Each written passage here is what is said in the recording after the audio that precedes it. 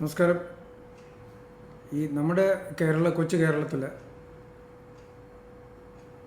ഏറ്റവും കൂടുതൽ ഡയബറ്റീസ് രോഗികളെ കാണുന്നത് എന്തുകൊണ്ടാണെന്ന് എപ്പോഴെങ്കിലും ചിന്തിച്ചിട്ടുണ്ടോ? കാരണം ഇപ്പോൾ 4 പേരെ എടുത്താൽ ഒരാൾക്ക് ഡയബറ്റീസ് ഉണ്ട്.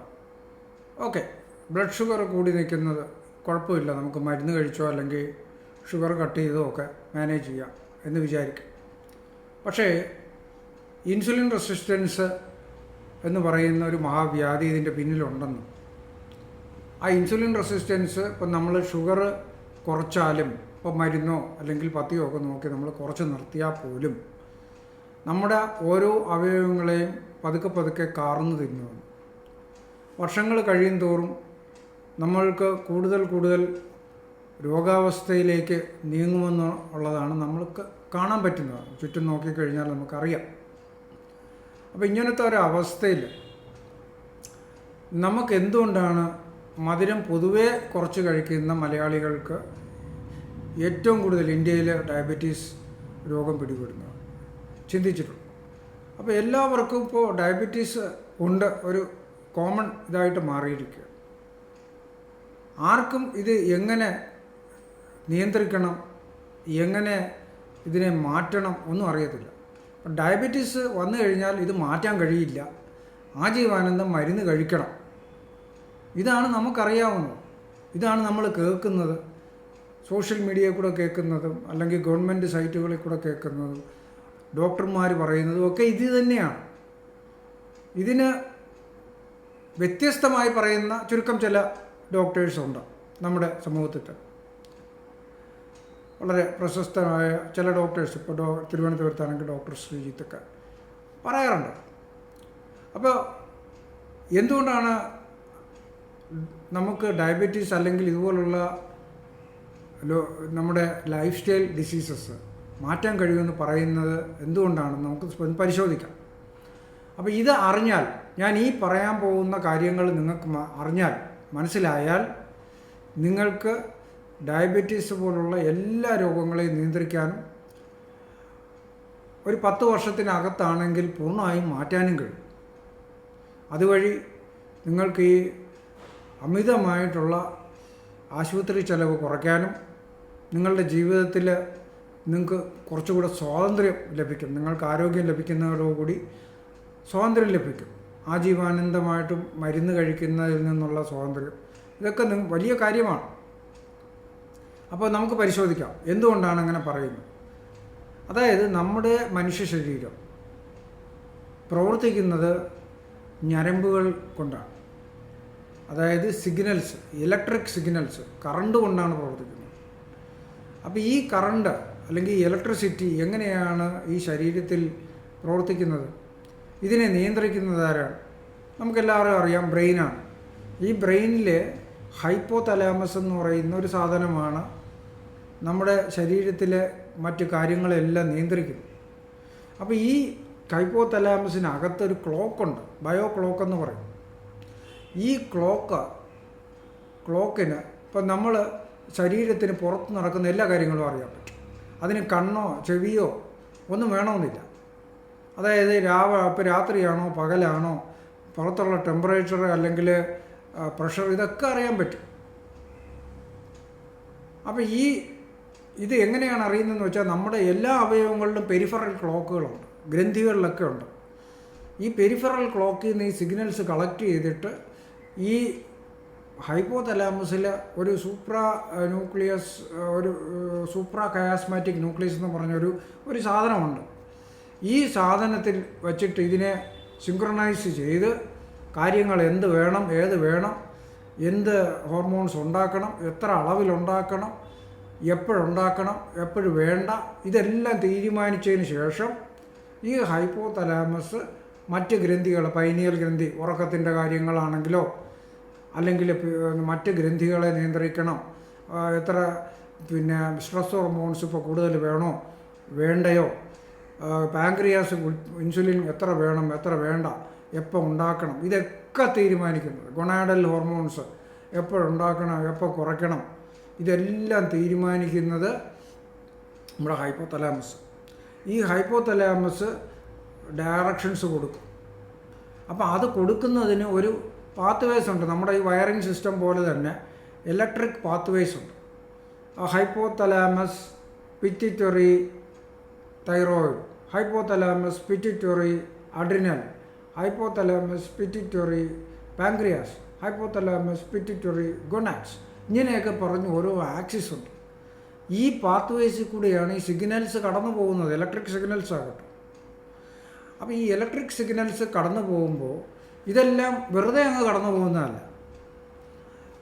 ഈ നമ്മുടെ പെരിഫറൽ ബോഡി ക്ലോക്കിൽ നിന്ന് സകല ഇൻഫർമേഷനും കളക്ട് ചെയ്ത് അതിനെ പരിശോധിച്ച് അതിൻ്റെ എന്തൊക്കെ വേണമെന്ന് നിർണയിച്ചതിന് ശേഷം ഗ്രന്ഥികൾക്ക് കൊടുക്കുന്ന സിഗ്നൽസാണ് ഈ പാത്ത് വേസ്. അതിൻ്റെ ഫീഡ്ബാക്ക് പാത്ത് വേസും ഒക്കെ ഉണ്ട്. അങ്ങോട്ടും ഇങ്ങോട്ടും ഒക്കെ ഇലക്ട്രിക് സിഗ്നൽസ് പോകും. അതിനനുസരിച്ചാണ് നമ്മുടെ ശരീരം പ്രവർത്തിക്കുന്നത്, നമ്മുടെ മനസ്സ് പ്രവർത്തിക്കുന്നത്. അപ്പോൾ രാത്രി ഉണ്ടാകേണ്ട ഹോർമോൺസ്, രാത്രി ഉൽപ്പാദിപ്പിക്കേണ്ട എൻസൈംസ് ഇത് പകലുണ്ടായാൽ എങ്ങനെയാവും? പകലുണ്ടാവാതിരിക്കുക, രാത്രി ഉണ്ടായാൽ എങ്ങനെ ഇരിക്കും? മൊത്തത്തിൽ നമ്മുടെ ശരീരം കേടാവും. അതിശക്തിയുള്ള ഹോർമോൺസും അതീവ ശക്തിയുള്ള എൻസൈംസുമാണ് നമ്മുടെ ശരീരത്തിൽ ഉൽപ്പാദിപ്പിക്കുന്നത്. അപ്പോൾ ഇത് ക്രമാതീതമായി ഉണ്ടാവുകയോ അല്ലെങ്കിൽ സമയം തെറ്റി ഉണ്ടാവുകയോ ഒക്കെ ചെയ്താൽ, അല്ലെങ്കിൽ ഉണ്ടാവാതിരിക്കുകയോ ഒക്കെ ചെയ്തു കഴിഞ്ഞാൽ നമ്മളുടെ ആരോഗ്യത്തെ അത് പ്രതികൂലമായി ബാധിക്കും. ആ തെറ്റായ ട്രാക്ക്, ആ സിഗ്നൽ സിസ്റ്റമേ തെറ്റിപ്പോവും. അങ്ങനെ വരുമ്പോൾ അത് കാലക്രമേണ ഓരോ അവയവങ്ങളെ അത് നശിപ്പിക്കും. അതിനെയാണ് നമ്മൾ ഈ ഇൻസുലിൻ റെസിസ്റ്റൻസ് എന്നോ അല്ലെങ്കിൽ ഓട്ടോ ഇമ്മ്യൂൺ ഡിസീസ് എന്നൊക്കെ പറയുന്നത്. അപ്പോൾ ഇതെങ്ങനെ നമുക്ക് പരിഹരിക്കാം? വളരെ സിമ്പിളാണ്. ഞാൻ പറയാൻ പോകുന്ന കാര്യങ്ങൾ ശ്രദ്ധയോടെ കേൾക്കുക. ഇത് അറിഞ്ഞാൽ നിങ്ങൾക്ക് ഈ ഡയബറ്റീസ് കൺട്രോൾ ചെയ്യാം, നിങ്ങളുടെ ഓട്ടോ ഇമ്മ്യൂൺ ഡിസീസ് നിയന്ത്രിക്കാം. ഒരുപാട് അവയവങ്ങളൊന്നും കേടായിട്ടില്ലെങ്കിൽ നിങ്ങൾക്ക് പൂർണ്ണ ആരോഗ്യത്തിലേക്ക് തിരിച്ചു വരാൻ കഴിയും. നിങ്ങൾക്ക് ഈ മരുന്നിലുള്ള ഡിപ്പെൻഡൻസി ഒഴിവാക്കാൻ പറ്റും. കുറച്ച് വിവേകബുദ്ധിയോടുകൂടി പ്രവർത്തിച്ചാൽ മാത്രം മതി. അതിന് വലിയ കാര്യമൊന്നുമില്ല. ഇന്നത്തെ ആധുനിക ലോകത്തിൽ ഒട്ടും സമയമില്ലെന്ന് പറഞ്ഞാലും ഉള്ള സമയത്തിൽ നമുക്ക് ചെയ്യാവുന്ന കാര്യങ്ങളേ ഉള്ളൂ. വളരെ സിമ്പിളാണ്, കേൾക്കുക. അതായത് ഒന്ന്, സൂര്യ ഉദയത്തിനും സൂര്യ അസ്തമയത്തിനും ഇടയിലുള്ള നേരത്തെ മാത്രമേ വേവിച്ച ഭക്ഷണം കഴിക്കാവൂ. അല്ലാതെ നിങ്ങൾ വേറെ ഒരു പഥ്യവും നിങ്ങൾ നോക്കണ്ട. 2,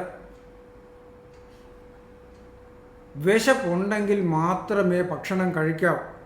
കാരണം വിശപ്പെന്ന് പറയുന്നത് നമ്മുടെ ശരീരത്തിൻ്റെ ഒരു സിഗ്നലാണ്. ആ സിഗ്നൽ കിട്ടുമ്പോൾ മാത്രമേ നമ്മൾ ഈ ഭക്ഷണം എന്ന് പറയുന്നത് നമ്മളുടെ എനർജി റിസർവ്സാണ്, അല്ലെങ്കിൽ എനർജി പ്രിക്കഴ്സേഴ്സാണ്. ഇതിനെ അകത്തേക്ക് ഇട്ട് നമ്മൾ ഊർജ്ജമാക്കി മാറ്റുക. ഇതിന് പല പേരിൽ നമ്മൾ വിളിക്കും, അല്ലേ? ചോറെന്ന് വിളിക്കും, ഗോതമ്പെന്ന് വിളിക്കും, അല്ലെങ്കിൽ ബേക്കറി ഐറ്റംസ്, പല പേരിലൊക്കെ നമുക്ക്. പക്ഷേ സാധനം തൊണ്ടയും താഴോട്ട് ഇറങ്ങിക്കഴിഞ്ഞാൽ ഇതെല്ലാം രാസവസ്തുക്കളാണ്. ഇതിനെ വിഘടിച്ച് നമുക്ക് ആവശ്യമുള്ള സാധനങ്ങളാക്കി അത് മാറ്റി നമുക്ക് ഊർജം ലഭിക്കണം. ഇതാണ് അന്തിമ ലക്ഷ്യം.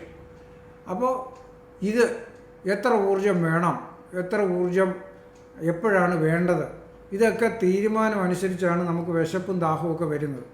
അപ്പോൾ ആ ശരീരം നമ്മളോട് പറയുന്നതനുസരിച്ച് മാത്രം ഭക്ഷണം കഴിക്കുകയും അല്ലെങ്കിൽ വെള്ളം കുടിക്കുകയും ചെയ്യുക. നമ്മുടെ ശരീരത്തിന് കേടുള്ള ഭക്ഷണങ്ങൾ കഴിക്കാതിരിക്കുക. ഇപ്പോൾ ഒരാളുടെ ഭക്ഷണം മറ്റൊരാളുടെ വിഷമാണ്, അല്ലേ? അത് നമുക്കെല്ലാവർക്കും അറിയാം. കാരണം ചില ആഹാര പദാർത്ഥങ്ങൾ ഒരാൾ കഴിച്ചു കഴിഞ്ഞാൽ അയാൾക്ക് പെട്ടെന്ന് അലർജി ഉണ്ടാവും, അല്ലെങ്കിൽ അസ്വസ്ഥത ഉണ്ടാവും, ദഹനക്കേടുണ്ടാവും. അതേസമയം വേറൊരാൾ കഴിച്ചു കഴിഞ്ഞാൽ അയാൾക്ക് ഒരു കുഴപ്പമില്ല, അയാൾക്ക് നല്ല ന്യൂട്രിയൻസ് കിട്ടും. അപ്പോൾ ഓരോ വ്യക്തിക്കും അവനവൻ്റെ ശരീരത്തിന് പറ്റുന്ന ആഹാരം മാത്രമേ കഴിക്കാവൂ. അവനവൻ്റെ ജീവിത ശൈലിക്ക് അനുസരിച്ചുള്ള ഭക്ഷണമേ കഴിക്കാവൂ. 24 മണിക്കൂർ അല്ലെങ്കിൽ 24 മണിക്കൂറിൽ 8 മണിക്കൂർ നല്ല കായികാധ്വാനം ചെയ്യുന്ന ഒരാൾ കഴിക്കുന്ന ഭക്ഷണം ഒരു ജോലിയില്ലാതെ അല്ലെങ്കിൽ ശരീരത്തിന് ഒരു വ്യായാമം ഇല്ലാതെ ഒരു കസേരയിൽ രാവിലെ മുതൽ വൈകുന്നേരം ഇരിക്കുന്ന ഒരാൾ കഴിച്ചാൽ അയാളുടെ ശരീരം മുഴുവൻ ദ്രവിച്ചു പോകും. ഒരു ദിവസം 10 പാക്കറ്റ് സിഗരറ്റ് കഴിക്കുന്നതിന് തുല്യമാണ് അയാൾ ചുമ്മാ ഇരിക്കുന്നത്. അപ്പോൾ അങ്ങനെയുള്ള ഒരാൾ ഈ ആവശ്യമില്ലാതെ വിശപ്പില്ലാതെ ഈ ഭക്ഷണം കൂടെ കഴിച്ചു കഴിഞ്ഞാലുള്ള അവസ്ഥ ഒന്ന് ആലോചിച്ച് നോക്കും. നമ്മളുടെ ആ സിസ്റ്റം മുഴുവൻ തെറ്റും. നമ്മുടെ ആ ഇലക്ട്രിക് ട്രാക്ക് അല്ലെങ്കിൽ ആ ഇലക്ട്രിക് സിഗ്നൽസ് വരുന്ന ആ പാത്ത് വേസ് മുഴുവൻ തെറ്റും. അതിൻ്റെ ഫീഡ്ബാക്ക് സിസ്റ്റം തെറ്റും. അങ്ങനെ വരുമ്പോൾ നമ്മളുടെ ഈ ഗ്രന്ഥികളുടെ പ്രവർത്തനക്ഷമത മുഴുവൻ പോകും. പാങ്ക്രിയാസ് നശിക്കും, ലിവർ നശിക്കും, വൃക്ക നശിക്കും, നമ്മളുടെ വൈറ്റൽ ഓർഗൻസ് മുഴുവൻ നശിക്കും, നമ്മളുടെ ബ്ലഡ് വെസൽസ് ഇല്ലാതാകും, തലച്ചോറിൻ്റെ പ്രവർത്തനം നശിക്കും. ക്രമേണയാണ്, ഒരു ദിവസം കൊണ്ടോ 2 ദിവസം കൊണ്ടോ അല്ല ഇത് സംഭവിക്കുന്നത്. അപ്പോൾ നമ്മൾ ഈ കാര്യങ്ങൾ ശ്രദ്ധിക്കുക.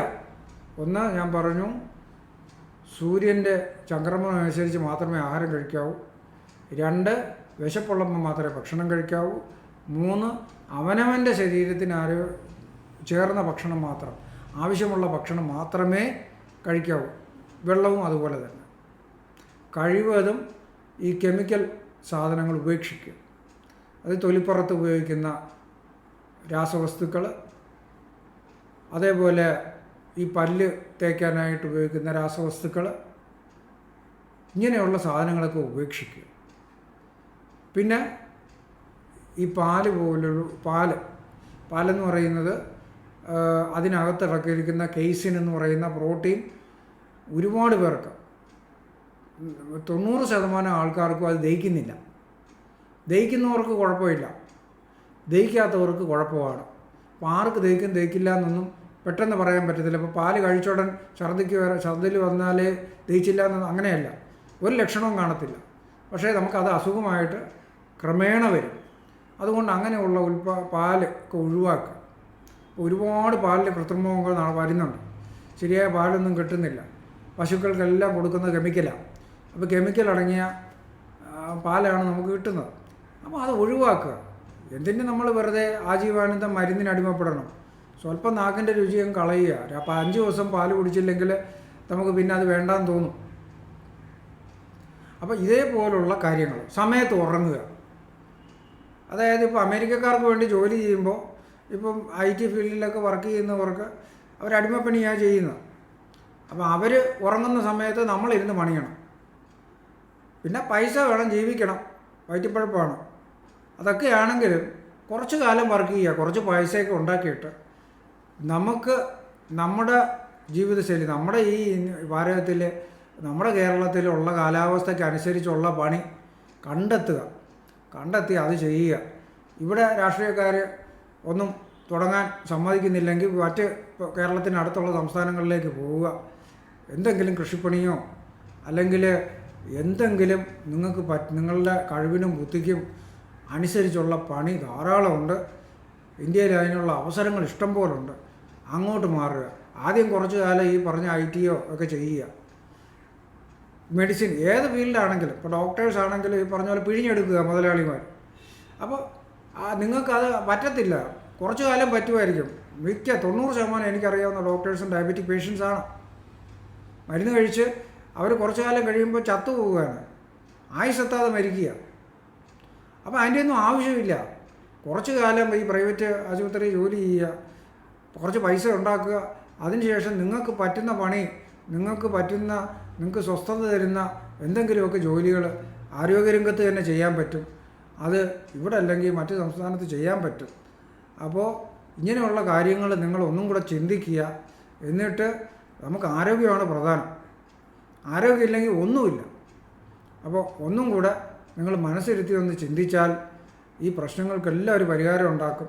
പിന്നെ നമ്മളുടെ ഇവിടെയൊക്കെ ചെയ്യുന്നത്, ഇപ്പോൾ ഞാൻ ചെയ്യുന്ന ഈ ഡയബറ്റീസ് റിവേഴ്സൽ പ്രോഗ്രാമാണ്. അതായത് ലൈഫ് സ്റ്റൈൽ ഡിസീസസ് എങ്ങനെയാണ് മാറ്റുന്നതെന്നുള്ളത് ഈ പറഞ്ഞ കാര്യങ്ങൾ ശീലിപ്പിക്കുകയാണ്. ആ ട്രെയിനിങ് കൊടുക്കുകയാണ് ഇവിടെ ചെയ്യുന്നത്. വേറൊന്നും ചെയ്യുന്നില്ല, ഒരു ചികിത്സയും ചെയ്യുന്നില്ല, ഒരു മരുന്നും കൊടുക്കുന്നില്ല.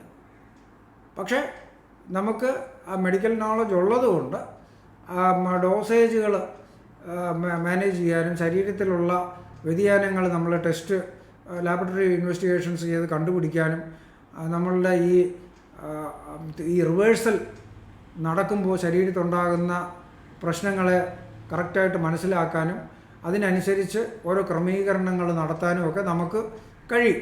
അതാണ് അതിൻ്റെ ഒരു ഗുണം. അപ്പോൾ അങ്ങനെ നമ്മളെപ്പോലുള്ള ധാരാളം ഡോക്ടേഴ്സുണ്ട്. അവിടെ ചെല്ലുക. നിങ്ങളുടെ അടുത്ത്, നിങ്ങളുടെ താമസ സ്ഥലത്തൊക്കെ അടുത്തുള്ള ഡോക്ടേഴ്സ് ഇങ്ങനെയുള്ളവർ കാണും. അപ്പോൾ അങ്ങനെയുള്ളവരടുത്ത് ചെന്ന് ഇങ്ങനെയുള്ള രീതിയിലൊന്ന് ഗൈഡ് ചെയ്യണമെന്ന് പറയുക. മരുന്നൊന്നും വേണ്ട, നമ്മളെ ഒന്ന് ഗൈഡ് ചെയ്താൽ മതി. ഇങ്ങനെ ഗൈഡ് ചെയ്താൽ നിങ്ങൾക്ക് പൂർണ്ണമായിട്ടും നിങ്ങൾക്ക് രോഗവിമുക്തിയും കിട്ടും, സുഖമായിട്ട് ജീവിക്കാൻ കഴിയും, വലിയ ചിലവുമില്ല, അതേസമയം സ്വസ്ഥമായ കുടുംബത്തോടു കൂടി സന്തോഷത്തോടു കൂടി ജീവിക്കാനും കഴിയും. അപ്പോൾ ഇനി എന്തെങ്കിലും ഇതിനെക്കുറിച്ചുള്ള ഡൗട്ടുകളോ വിശദീകരണങ്ങളോ വേണമെന്നുണ്ടെങ്കിൽ ഈ കമൻറ്റ് ബോക്സിൽ രേഖപ്പെടുത്തി കഴിഞ്ഞാൽ എൻ്റെ കഴിവിനനുസരിച്ചും അറിവിനനുസരിച്ചും ഞാൻ പറഞ്ഞു തരാം. അപ്പോൾ ഇന്നത്തെ വീഡിയോ നിർത്തുകയാണ്.